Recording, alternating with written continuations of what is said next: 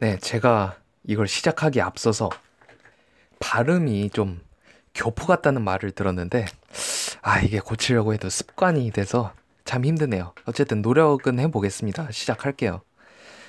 네, 칭기즈칸은 1206년에 나이만족 정복하고 몽골 초원을 통일했는데, 여기서 패배한 나이만족 왕자인 쿠추르크가 1208년에 서요라는 나라로 도망쳐요. 서요는 이제 금나라가 요나라를 멸망시킨 다음에 도망친 요나라 잔당들이 세운 나라인데요. 지금의 카자흐스탄에서 중국 신장 위구르 자치구까지 좀 영토가 조금 넓은 그런 국가였어요. 서요 황제 야율징 로고가 이제 서요 황제였는데 도망온 쿠추르크를 되게 반가워합니다.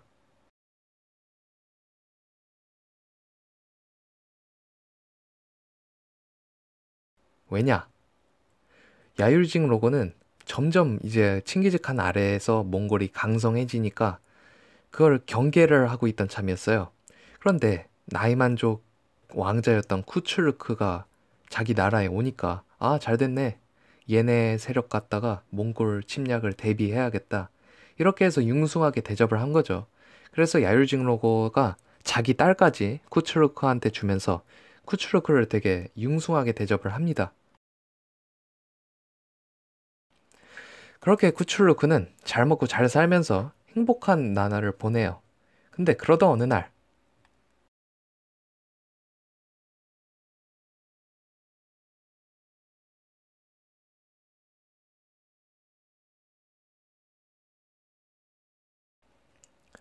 이 보물창고 소식을 들은 다음에 어떻게든 이 워즈칸드의 보물창고를 차지하려고 안달이 났어요. 그러다가 엉뚱한 생각을 하게 됩니다.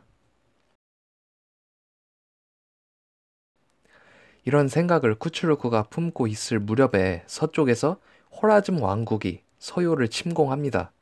호라즘 왕국이 이제 서요 서쪽에 있었던 나라예요. 그래서 야율직 로고는 쿠출루크를 수도에 냅두고 이 호라즘 왕국을 방어하려고 친히 군대를 이끌고 떠납니다. 그렇게 쿠출루크는 이때 찬스다 하면서 황제가 떠난 사이에 서요의 멸망을 선포하고 황제 보물창고를 자기가 낼름 차지해 버립니다. 전투 중이었던 야율직 로고는 그걸 전투 중에 듣고 되게 노발대발합니다. 당연하게도.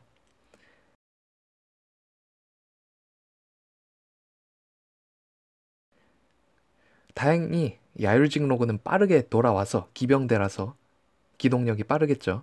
그래서 자기 기병대로 쿠출루크 군을 무찌르고 보물창고를 탈환합니다. 그런데 야율징로고 부하들이 보물창고에 어마어마한 보물들을 본 거예요. 그러자 엉뚱한 생각을 합니다.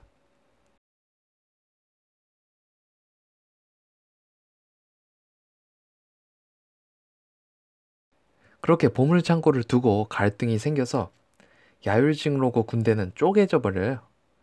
그래서 이 소식은 쿠출루크 귀에 들어갑니다.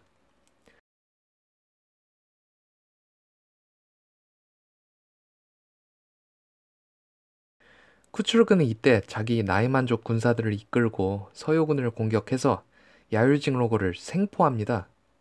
되게 군사력이 좀 있었나 봐요. 자기 나이만족 군사가 이제 황제의 친위대를 공격해서 이긴 거 보면 야율직 로고를 옥에 가두고 이제 쿠출루크는 서요 황제의 자리에 오릅니다.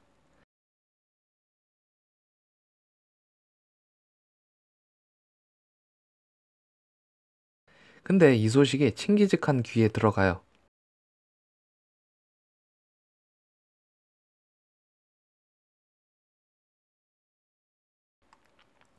그렇게 칭기즈칸이 나이만족 잔당들을 토벌하겠다고 이 명분이 있잖아요.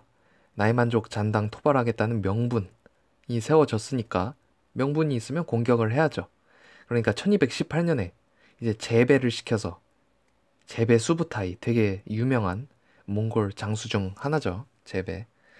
재배를 시켜서 서요를 침공합니다. 쿠출uk은 아주 깜짝 놀라서 급하게 군대를 모아요.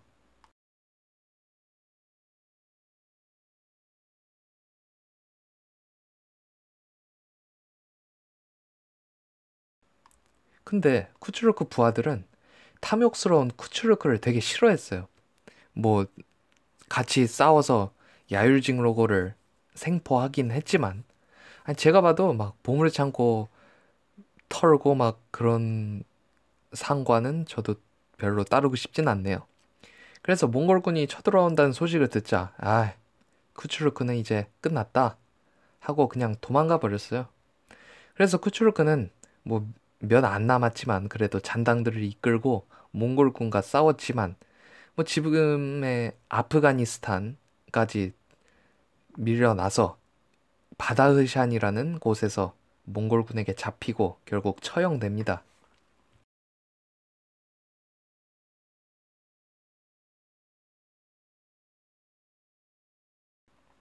그렇게 야율징로고하고 쿠출루크가 아웅다웅하면서 혼란스러워진 서요를 칭기즈칸은 별 저항도 안 받고 그냥 정복해버린 거예요. 자, 운도 좋아요, 칭기즈칸이. 그래서 1218년에 서요가 멸망합니다. 그렇게 칭기즈칸이 서요까지 정복하고 더 서쪽에 있는 호라즈무 왕국과 이제 국경을 맞대게 돼요. 호라즈무 왕국은 원래 서요 속국이었는데 서요가 멸망하고 이제 독립했겠죠. 독립하고 막 전성기를 맞은 참이었어요. 칭기즈칸은 처음에는 호라즈무 왕국하고 사이좋게 지내를 하고 사신을 호라즈무 왕국에 파견합니다.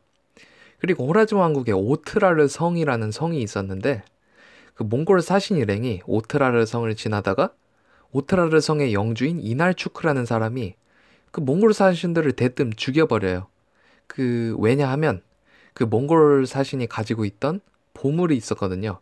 보물에 눈이 멀어서 몽골 사신을 죽여버린 거죠. 칭기즈칸은 이 소식을 듣고 당연히 분노합니다. 아니, 자기 나라 사신들이 뭐 국경을 맞댄 나라한테 살해를 당하다니. 그래서 호라즘 근처에 있던 몽골군에게 호라즘을 공격하라는 명령을 내려요. 그렇게 몽골군이 9만 정도 있었고요, 그때. 그런데 호라즘군은 40만이나 있었어요. 그래서 투르키스탄 쪽에 있는 킬리 강이라는 강을 사이에 두고 몽골군하고 호라즘군이 대치를 합니다. 호라즘군은 먼저 공격을 합니다. 선제 공격을. 몽골군은 근데 아직 칭기즈칸이 뭐 공격하라고 말라고 뭐 명령이 없어서 아직 공격을 하지를 않습니다. 명령이 안 떨어진 거죠. 이때 몽골군을 이끄는 수부타이가 기지를 발휘합니다.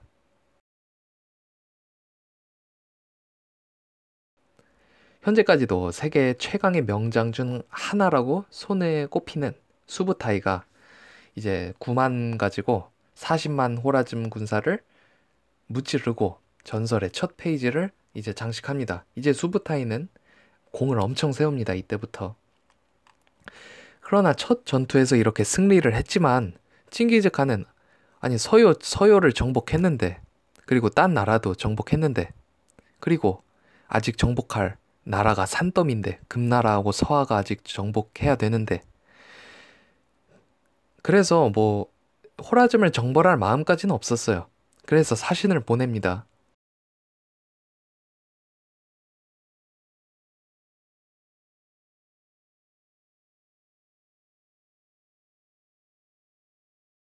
근데 무함마드 2세는 이 몽골 사신 일부는 죽이고 일부는 수염을 깎아서 돌려보내는데, 몽골로요. 당시 중앙아시아에서 수염은 남성의 상징과도 같았어요. 그래서 수염이 깎인다는 건 고자가 되는 것만큼 되게 치욕스러운 일이었나 봐요. 당연히 칭기즈칸은 화가 머리 끝까지 났죠. 그래서 몽골군 전 병력을 끌어모아서 딴 거 다 제치고, 뭐 서하, 금나라 이런 거 치는 거 다 제치고 1219년에 호라즘 왕국을 총공격합니다. 호라즘 왕국은 당시 중앙아시아에서도 그 위세를 떨치던 좀 강대국이었어요. 신흥 강대국이었는데, 근데 아직 정복한 도시들이 통치할 힘이 부족했어요. 정복한 도시까지 이제 통치력을 갖춰야 이제 진정한 강대국이 되는 건데, 군사력은 세서 도시를 정복은 했지만 아직은 뭐 그걸 통치할 힘까지는 없었던 거예요. 그래서 조직력이 떨어졌고 결국 호라즘한테 정복된 나라 왕들이 반란을 일으켜요. 뭐 몽골군이 온다는 걸 듣고 반란을 일으켜서 칭기즈칸에게 협력합니다. 자기 나라 살리려고. 이런 절체절명의 상황에서 절체절명이죠. 그 호라즘 왕국에게는 위기죠. 최강의 몽골군이 공격한다니. 근데 무함마드 2세가 몽골군이 공성전에 약하다는 정보를 어디서 들었나 봐요. 그래서 야, 우리는 성에 들어가서 버티자. 뭐 이런 작전을 쓰기로 합니다. 근데 이건 당연히 낡아 빠진 정보였죠. 저번 화에 보여드렸듯이 서아랑 금나라의 그 높은 성벽을 정복을 하면서 세계 최강의 공성 군대를 가진 나라로 몽골이 되어 있었거든요. 이 정보를 아쉽게도 무함마드 2세는 몰랐던 거죠. 좀 안일했나 봐요, 생각이. 무함마드 2세 아들인 잘랄루띠는 근데 좀 똑똑해서 그걸 간파했어요. 공성전에 강하다는 걸.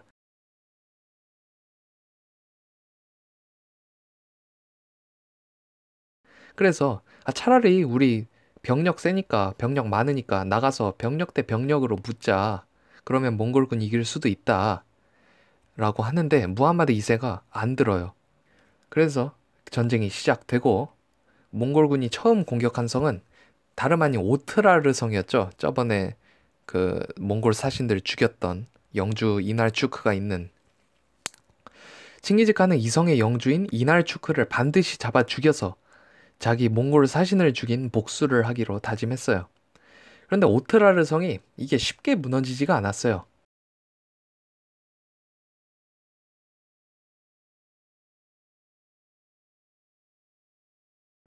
근데 몽골군에게는 한 가지 방법이 있었죠.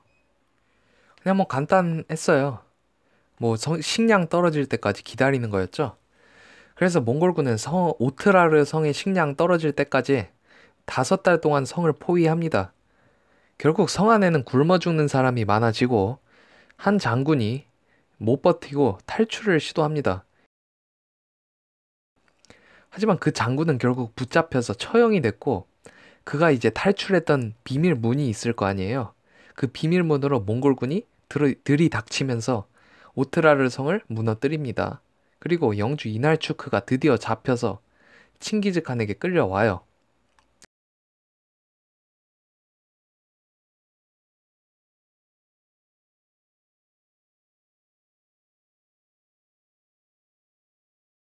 그렇게 이날추크는 아주 끔찍하게 처형을 당합니다. 그리고 몽골군은 곧바로 호라즘 왕국의 수도인 사마르칸트를 포위합니다. 사마르칸트에는 10만 명의 호라즘 군대가 있었는데 성 안에도 투석기가 있어서 성 안에서 투석기를 발사해서 몽골군한테 커다란 돌덩이들을 막 날렸어요. 근데 이 돌덩이들은 뭐 몽골군한테 별 타격은 별로 없었다고 하네요. 왜냐하면 그 끔찍한 이유가 있는데 그 이유가 몽골군이 그동안 그 호라즘 왕국에서 포로들을 잡았을 거 아니에요. 그 포로들을 맨 선두에 세워서 이 돌 맞아주는 고기 방패로 써서 피해가 별로 없었다고 하네요. 그렇게 전투 3일째가 됐어요. 호라즘군은 성 안에서 뛰쳐나와서 직접 몽골군을 공격합니다. 근데 몽골군은 이걸 기다리고 있었죠. 쟤네가 나오기를. 몽골군은 전략상 후퇴합니다. 근데 호라즘군은 그런 몽골군을 추격해요. 참 낚시에 잘 걸리는 호라즘입니다. 그리고 몇 시간 동안 계속 추격을 하는데 당연히 호라즘군은 서서히 지치고 대열이 무너졌죠. 이때 딱 이때 몽골군은 말머리를 돌려서 호라즘군한테 화살을 퍼부어요. 몽골군의 후퇴가 대부분 이제 위장 후퇴 작전이에요. 호라즘군 10만 명 중에 이때 5만 명이 전사합니다. 반이나 죽었어요. 거의 전투를 할 수 없는 상태까지 호라즘군이 빠졌습니다. 그래도 아득바득 전투를 하려 그러는데 사마르칸트 밖에 있던 무함마드 2세는 이때 사마르칸트 밖으로 가가지고 다른 도시들의 군사를 모으려고 했어요. 그래서 군대 모아서 몇 번이나 이 사마르칸트를 지원하려고 갔어요. 근데 그 사마르칸트에 가지도 못하고 번번이 몽골 군대한테 패배합니다. 결국 포위 5일 만에 사마르칸트가 항복합니다. 그래서 항복한 호라즘 군사들은 제발 우리가 항복까지 했으니까 몽골군으로 차라리 받아들여 달라 이렇게 요청을 해요. 근데 칭기즈칸이 역시 좀 잔인해요. 얘네들 다 학살합니다. 3만 명을 죽였다고 하네요. 그때 칭기즈칸이 내린 명령이 있었으니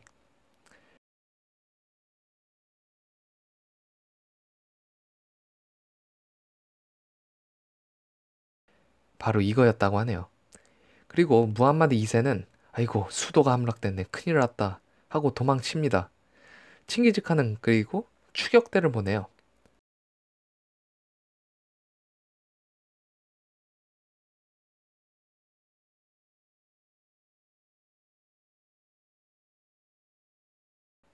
그렇게 무함마드 2세는 몽골 최고의 명장인 제베하고 수부타이에게 쫓기는 신세가 됩니다.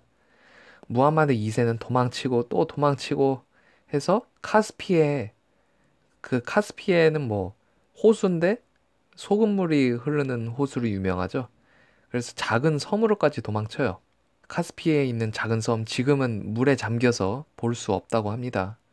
그리고 1220년에 그곳에서 자기 신세를 한탄하다가 폐렴으로 죽습니다. 한편 그때 칭기즈칸군은 파죽지세로 진격을 해서 뭐 우르겐치, 메르브, 니샤푸르 이런 발음하기도 어려운 규모가 큰 도시들을 차례로 함락시킵니다. 몽골군은 도시를 함락시키고는 되게 잔인하게 도시의 거의 모든 사람을 다 학살했어요. 한 예가 있는데 우르겐치를 함락시키고 나서는 몽골 병사 5만 명이 한 명당 24명의 사람을 죽이라고 명령을 받았대요. 야, 너네 한 명당 24명씩 죽여. 뭐 이렇게. 만약 이 기록이 맞다면 우르겐치에만 120만 명이 학살을 당한 거죠. 움직이는 것들은 모두 죽이라는 명령이 내려져서 개하고 고양이도 살아남지 못했다고 합니다. 뭐 몽골군 하면 로망이 있잖아요. 세계 최강의 군대. 근데 좀 잔인하긴 했네요. 이 모든 게 3개월 만에 벌어진 일이었어요. 호라즘 왕국은 폐허가 되고 하늘도 호라즘을 버린 것 같았어요. 뭐 당연한 일이죠. 뭐 그때 당시 세계 최강이었던 몽골군에게 공성전을 선택했으니.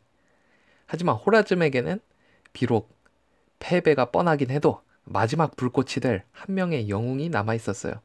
바로 무함마드 2세 아들인 잘랄 우딘, 이름 발음하기도 참 어려운 잘랄 우딘이 현재 우즈베키스탄 동전에 잘랄 우딘의 초상화가 새겨져 있다고 하네요. 국민적 영웅이죠. 뭐 우리나라 이순신 같이 되게 저항의 영웅으로 손꼽히고 있는 모양입니다. 무함마드 2세가 죽었다는 소식을 들은 잘랄 우딘은 폐허가 된 우르겐치로 돌아와서 조촐하게 왕위를 계승합니다. 그리고 아프가니스탄에 있는 가즈니라는 곳으로 가서 몽골군하고 싸울 병사들을 모집해요. 터키 용병들과 아프가니스탄 토착민들이 그의 아래로 몰려듭니다. 6만 명을 그렇게 아득바득 끌어모았어요. 근데 당연히 이렇게 규모가 큰 군대를 모은다는 소식이 칭기즈칸한테 안 들어갈 리가 없죠. 칭기즈칸의 귀에 그 소식이 들어가고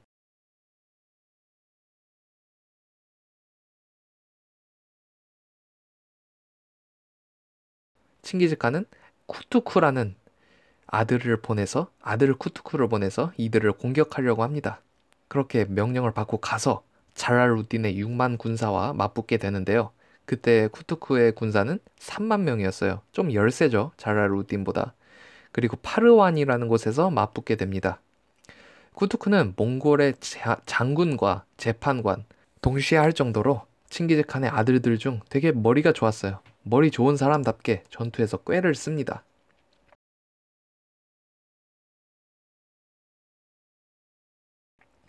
그래서 잘랄 우딘에게는 몽골의 병사가 갑자기 많이 늘어난 걸로 보였겠죠. 근데 잘랄우ddin은 똑똑했어요.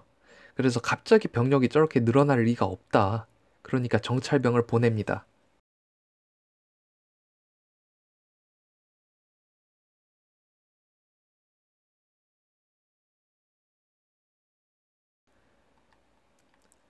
잘랄우ddin은 그렇게 넘어가지 않아요. 호락호락하게 넘어가지 않습니다. 오히려 쿠투쿠군을 몰아붙여요. 쿠투쿠는 당황해서 한 가지 꾀를 더 씁니다.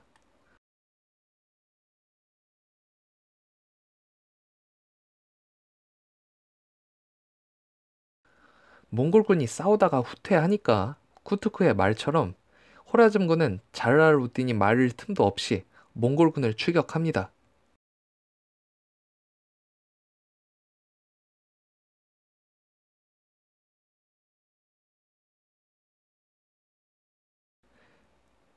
호라즘의 군대는 몽골군 깊숙이 쫓아가고 몽골군은 이제 저번에 사마르칸트에서 썼던 전술처럼 방향을 돌려서 이제 호라즘군을 포위했지만 잘랄우ddin이 별동대를 이끌고 같이 가고 있었어요. 숨어서.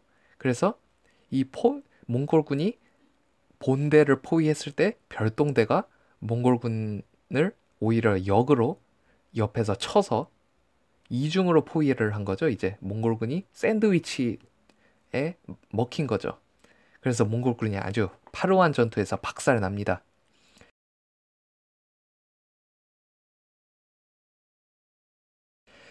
그렇게 잘랄우ddin은 칭기즈칸이 칸의 자리에 오른 이후에 첫 번째 패배를 몽골군에게 안겨줍니다. 칭기즈칸은 당연히 충격받았죠.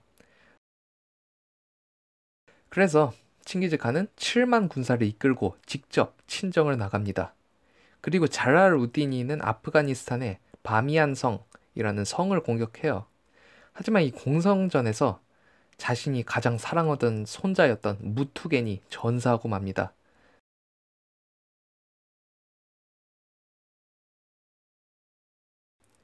그런데 이 저주에도 불구하고 바미안성은 1년 동안 함락되지 않고 몽골군이 고전을 합니다. 그런데 이때 잘랄우ddin이 잠깐 성을 비운 틈을 타서 잘랄우ddin의 딸이었던 릴라 공주가 엉뚱한 생각을 품어요.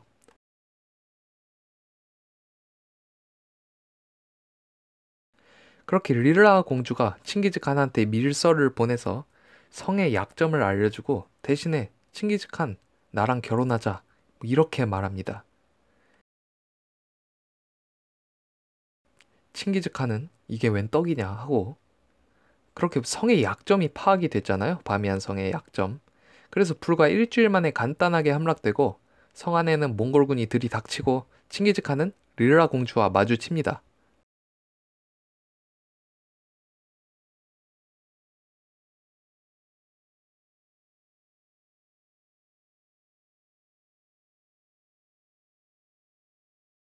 근데 당연히 이런 약속 취급을 하겠습니까? 칭기즈칸은 릴라와의 약속은 없던 걸로 취급하고 결국 몽골군이 뭐 돌덩이로 릴라 공주 머리를 쪼개버렸다고 하네요. 그래서 죽였습니다. 그리고 명령에 따라서 살아있는 모든 거를 또 죽여요. 여기 몽골군 스케일은 일단 꿈틀거리는 것은 죄다 죽여라. 뭐 이런 주의예요. 풀도 다 뽑아버렸대요. 이 소식을 들은 잘랄우ddin이 어안이 벙벙합니다. 그렇게 잘랄우ddin이 거점을 잃고 인도의 인더스강까지 퇴각합니다. 하지만 근데도 포기하지 않았어요. 근데 이미 전세가 기울었죠. 인더스강에서 또 몽골군하고 싸웠는데 대패하고 700명밖에 안 남았어요. 그리고 인더스강 바로 앞까지 물러나게 됩니다. 한 발만 헛디디면 이제 강물에 빠져버리는 절체절명의 순간이었는데 잘랄우ddin은 그냥 인더스강에 몸을 던져서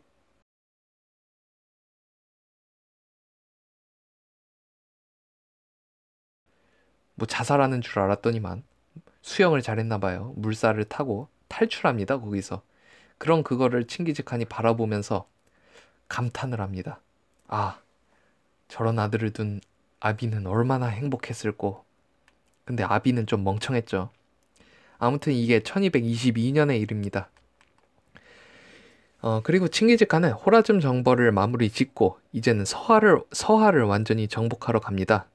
근데 서하를 정벌하는 도중에 칭기즈칸이 말에서 떨어지는 사고를 당하고 말아요. 그의 나이가 이제 60대가 넘은 상황에서 후유증을 얻고 맙니다. 그럼에도 병상에서조차 칭기즈칸은 서하를 완전히 정복하는 것을 계속 명령합니다. 결국 서하의 수도였던 영하가 함락되고 서하의 황제였던 이현이 독살당해요. 하지만 천하의 칭기즈칸이 결국 병이 깊어졌고 죽기 직전까지 갑니다. 그리고 그는 칸의 자리를 셋째 아들인 오고타이, 우구데이라고도 불리죠. 오고타이에게 칸 자리를 물려주고 유언을 남겼어요.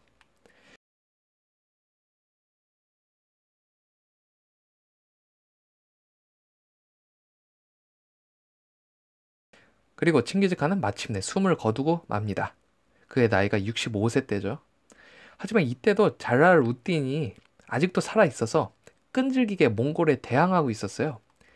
지원군을 얻으려고 이제 인도 맘루크 왕조로 갔다가 쫓겨나고 다시 호라즘 왕국으로 돌아가서 다시 호라즘 왕국을 재건해요. 아직 뭐 남아 있었나 봐요. 하지만 오고타이 칸이 새로 칸이 됐으니까 아버지의 대업을 완수해야 된다 하고 그의 이 호라즘 세력을 박살냅니다. 그리고 이제 잘랄우딘이 아제르바이잔이라는 곳으로 도망쳐서 아제르바이잔을 정복합니다. 군사력은 아직 좀 남아 있었나 봐요. 그리고 그 옆에 있는 조지아 왕국을 점령하고요. 근데 이때 주위의 나라인 룸셀주크 왕조하고 아이유브 왕조의 눈총을 받았어요. 뭐 이 자식이 어딜 우리 코앞까지 쳐들어와? 이러고 룸셀주크 왕조하고 아이유브 왕조하고 같이 협공을 받아서 패배하고 이제 몽골군은 아직도 잘랄우딘을 추격하고 있어서 이제 추격 끝에 잘랄우딘의 본거지인 아제르바이잔을 정복해 버립니다. 결국 잘랄우딘은 도망치다가 어느 쿠르드인의 공격을 받아서 암살당합니다. 그렇게 파란만장한 삶을 잘랄우딘이 마감합니다. 우리나라로 치면 일제강점기의 독립군의 삶과 좀 비슷하다고 할 수 있겠네요. 비록 패배했지만 충분히 박수받을 만한 삶을 살다 갔죠. 자, 이것으로 칭기즈칸의 정복 전쟁이 끝났습니다. 근데 몽골 제국은 훗날 더 팽창해서 거대 제국을 세우죠. 그 영상은 아마 기회가 된다면 다음 기회에 만들어 보도록 하겠습니다. 네, 안 좋은 발음에도 불구하고 시청해 주셔서 감사합니다.